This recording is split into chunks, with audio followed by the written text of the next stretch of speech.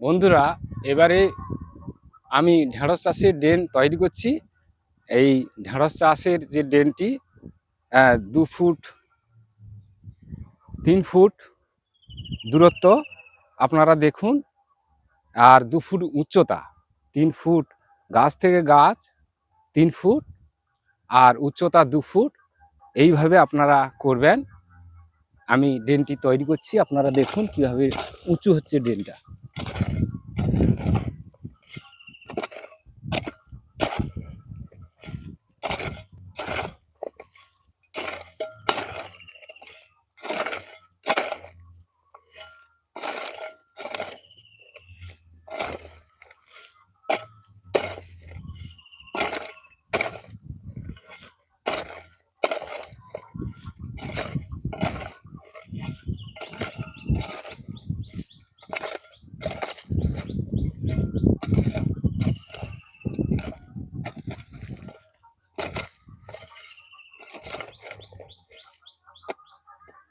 দেখুন ড্রেনটা কিভাবে উঁচু করা হয়েছে, আপনারা দেখুন 2 ফুট উঁচু হয়েছে কিনা আপনারা দেখুন।